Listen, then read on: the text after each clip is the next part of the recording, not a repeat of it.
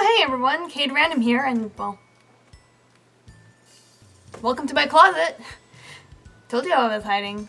If you guys have been watching my last video as to why I am in my closet right now, well, good for you. For those who haven't, well, it's not really that important of a video, so you don't really even have to watch it, but if you want to, go ahead, go watch it.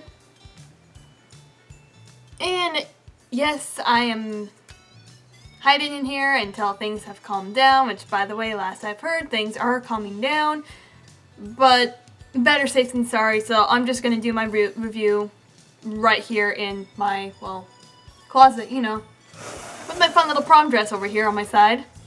So anyway, now on to the real question. What am I reviewing? No, seriously, what am I reviewing? Oh, what was it? Oh yeah, that's right, it was an original versus adaptation. No, seriously, what am I reviewing? Charlie and the Chocolate Factory? I mean, wait. Yeah, short kids book and nice and all, but there's 2 movies to this thing. So, first off, which one am I reviewing? Both of them at the same. Oh, come on! I'm still starting out. Let me get. What was the other option? Okay, never mind. I'm doing 2 movies versus the book. That's and no, seriously, the movies are actually pretty great, and same with goes to the book. Just right there in the beginning.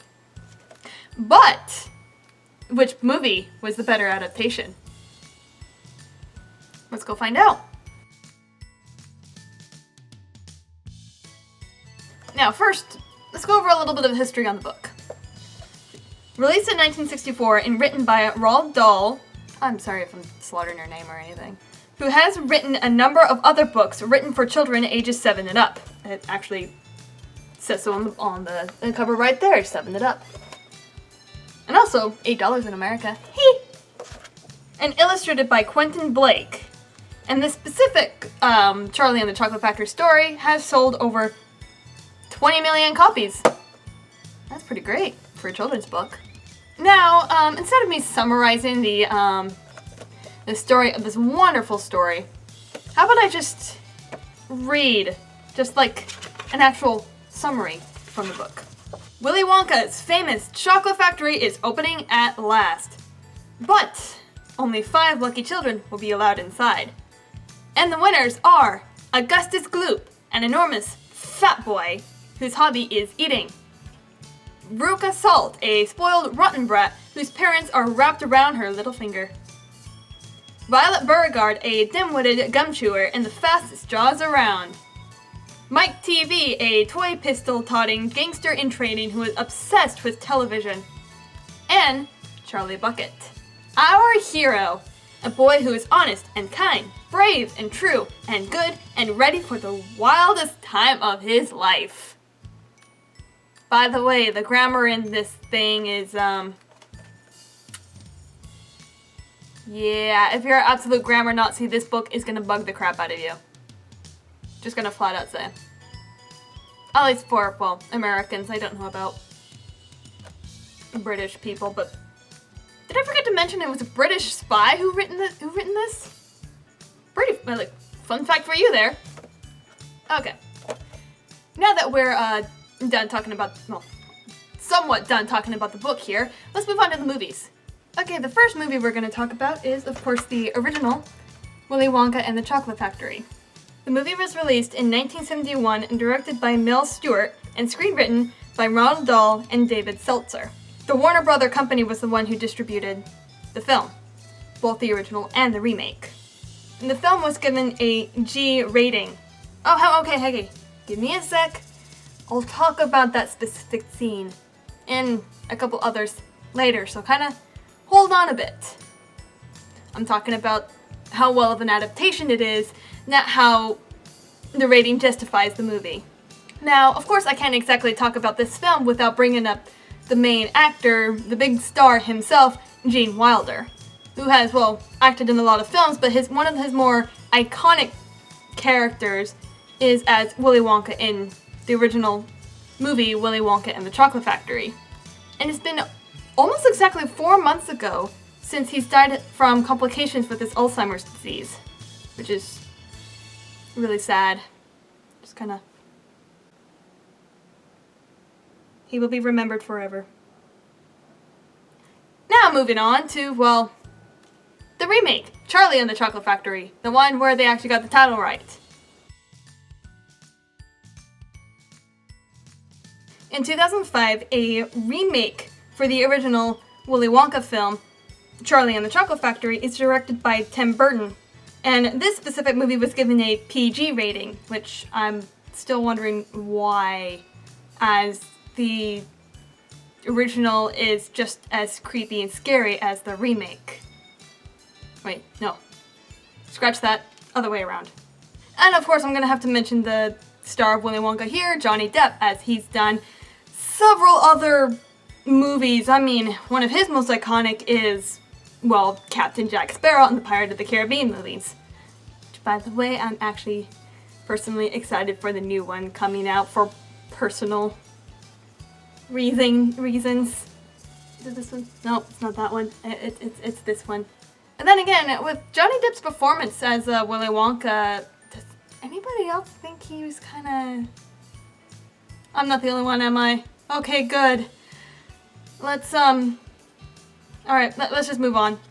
Okay, now that I introduced the book and the two movies in question, let's see which movie was the better adaptation. And also, to make things easier on me, I'm just gonna focus on which movie has the better characters and the better, well, candy, delicious visuals. Oh my goodness. Focus, focus, focus. Mind away from the candy. In order of appearance, first one is Charlie Bucket, our hero, and I'm not gonna go through the list again, just Charlie Bucket. In the book, Charlie is a young boy who loves his family and receives 1 bar of chocolate every year on his birthday. He follows the rules and thinks of his family and others before himself. Has anybody else heard of that kind of character trope before? Somewhat a cliche, but hey, this is a children's book meant for little children. And as a way to really encourage them, family before yourself. Don't be selfish. Don't be a spoiled brat. Oh, that's what the book is about. And this specific character is, well, of course, in both movies. Portrayed somewhat differently in each one. In the original, yeah, he really cares for his family, but he does show some selfishness, as, well, most kids do. He really, really, really wants that golden ticket almost more than anything in the world. But he really doesn't want, like, his family to really help him out or anything, even unless they, well, insist, which they do. They encourage him to go out and, well, get some candy, and hopefully, he gets that golden ticket to go into the chocolate factory. Yeah, in the original, he does show some selfishness. There's even at one point where he complains to his mother that there is a very high likely chance that he's not going to get the golden ticket because he doesn't have money to be able to buy the candy bars to continually try again. The remake, on the other hand... Kid, do you want the ticket or not? That's basically going through my mind. He somewhat acted like he wanted the golden ticket. He seemed like he wanted to go into the chocolate factory, but he was more worried about his family situation. And once he does get the golden ticket, he actually was thinking about, or actually verbally says, not even thinking about, he verbally said that there are people offering like $500 for this ticket, and he's just going to go and sell it because his family needs the money more than they need the chocolate. But his parents insist that, no, this is a once-in-a-lifetime opportunity. Keep that golden ticket. Don't worry about us. We'll do something with all that chocolate eventually. But right now, go! Go! Chocolate factory, come on. I mean, he didn't act, the remake kid, he doesn't act like a normal kid. The kid is like, almost like an absolute saint for his family, which, yeah, he kind of is in both the original and in the book, but in the book and in the original, it does show that, well, Charlie is a boy, and boys want stuff. Then again, in the book, he was also nearly starving to death, but nobody's gonna force an actor near starvation. I mean, that's crazy method acting that really no actor really should do, in my personal opinion, because health is kind of important. So, anyway, as in which movie has the better Charlie? Well, the original does. 1 point to Willy. But a point to Charlie because, well, Charlie and the Chocolate Factory has both parents, not just one, like in the original. Because in the book, Charlie has both a mom and a dad. In the original movie, he just has a mom. The remake followed the book. There is a dad in the picture. So it's a tie right now, 1-1. Now, moving on to the little rotten brats in the movies. In the book, the other 4 children are all rotten and spoiled with bad habits, and I really hate to see them when they grow up. I mean, oh my goodness, Veruca Salt. Ugh. But in the original, the kids are indeed spoiled, just like how the book are. But in my opinion, the kids in the original are a lot more annoying. And I don't like the kids in the original, which is actually pretty great. If you want your audience not to like something, well, there you go. You did a pretty well job in creating something the audience would not like on purpose. And of course, I don't blame Willy Wonka's attitude toward each kid falling one by the one. Help. Police. Oh my goodness. Point to Gene Wilder, by the way. In the remake, though, I actually do like the children in the remake. They actually is a lot more modernized. Though, I'm gonna stand by that I like the remake kids better than the original kids. But the original actually portrayed them closer to the book than the remake did, so the original wins this one. Oh, but what happened to the kids in the original? Did they really survive? We didn't really see them. In the book, we did see them. In the remake, we did see them. So sorry, Willy. Point goes to Charlie there. We're back to a tie again with 2-2. Next is Willy Wonka himself. Yay! Or, depending on which version you're going for. Now, in the book, Willy Wonka is energetic, sporadic, with all his actions. He's a kid on a constant sugar high wherever he goes. His emotions it's everywhere. He's all over the place. But somehow he's just some sort of mad genius who can really closely relate to kids.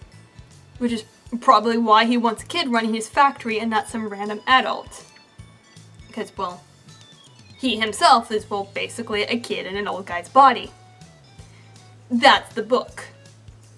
In the original, Willy Wonka is, of course, a grown old man, but he is very calm, he is very respectful towards the kids, he lets them do their thing, he's very thoughtful, and he is very passionate with everything he does every time he talks about every machine he makes, every piece of candy he's invented, and of course his everlasting gobstoppers, which I'm just gonna say they actually look like, you know, the candy dots just kind of glued together.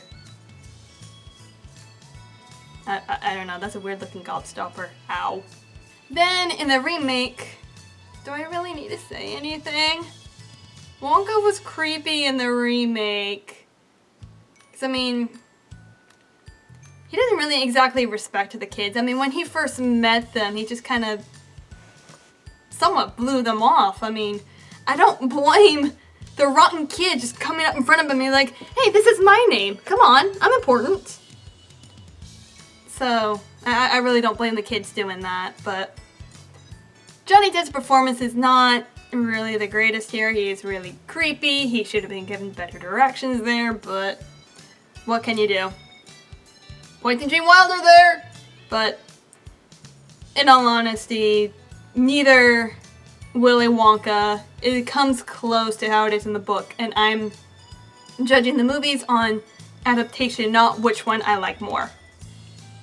Because, I mean, original Willy Wonka is of course the clear choice to go for there, but again, neither of them fits the book description, so both movies fail on this one. So We're still stuck in a tie, come on! Next up are the Oompa Loompas. And the movie fail on both of them too. In the book, the Oompa Loompas are described to be really tiny people, which both movies got quite well. But the Oompa Loompas only wore loincloths and they have like ratty, long, messy hair. So not really all that appealing, like, at all. At least the original tried to be a little bit more imaginative. I don't know what to say about the remake though.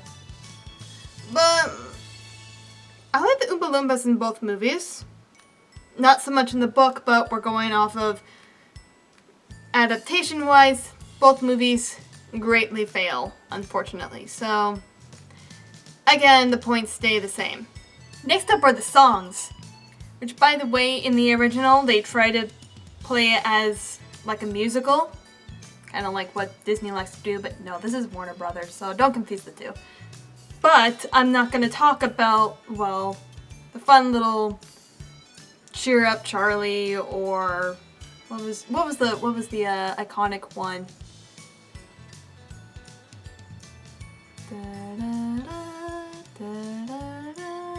Pure Imagination. There we go. I'm not gonna talk about those because those, of course, it's movie only and original movie only, sadly. But no, the songs I'm gonna focus on are the Oompa Loompa songs because those songs were actually in the book. But the Oompa Loompa songs in the books, though, let's say when I was reading the book, I just kind of skimmed through the lyrics as, well, the pink slip here is where, this is Augusta's song.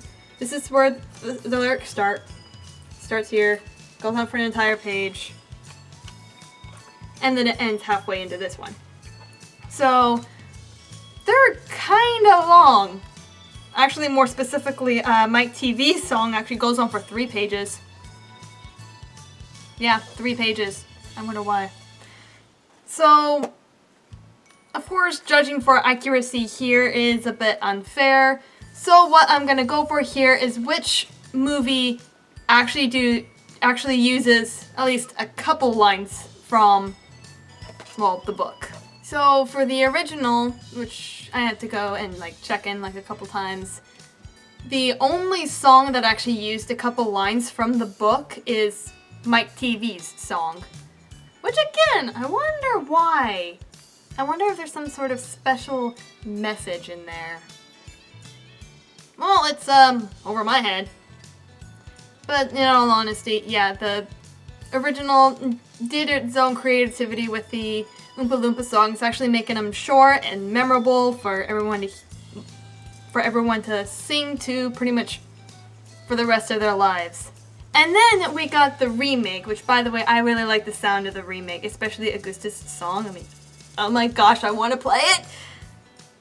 But the remake, with all of their songs, did take a few lines from the book. Well, of course, adding a little bit of their own, so that it all makes sense. And of course, again, it's short, not very memorable sounding, because again, they modernized it a little bit. So, again, this one is a matter of opinion. Do you like memorable songs, or you just like hip and popular songs? Which, I like them both, there's nothing wrong with that. But in all honesty, which one was closest to the lyrics in the book, which was the remake? Which, interesting little thing I noticed, Mike TV's song in the remake was almost exactly like in the book, which is, again, there must be some sort of special message in Mike TV's song. I mean, it's, seriously, I don't get it. Do you guys get it? Because I certainly don't get it. I don't, you guys tell me. So anyway, point to the remake, Charlie. So, oh hey, now there's a split. Willy 2, Charlie 3. Let's continue. Now I'm just gonna have a little mini lightning round when I'm talking about the sets and the scenes, and because these are just kind of like tiny little things that kind of add on to the movie, and is also mentioned in the book. The Chocolate Room, the most iconic feature for the movies. where everything in it is edible, or how Johnny Depp Willy Wonka put it, everything is eatable. Oh my goodness. So yeah, the grass is edible. Oh my goodness. The grass is edible. The plants are edible. They're like giant gummy bears growing on trees. There's like these berries growing on bushes, and then they're all candy. You can eat it all. It's pretty great. I want to be in it. Now, which one looks better? Now, obviously the remake has the better chocolate room, because comparing the two chocolate waterfalls, which one actually looks like chocolate? The remake. Original actually does look like sewage water, or just like really, really, really watered down brown stuff that doesn't seem like chocolate at all. So Charlie wins this point. The boat. In the book, the ship is described to be a large pink rowboat. Yeah, a large pink rowboat that looks like hard candy.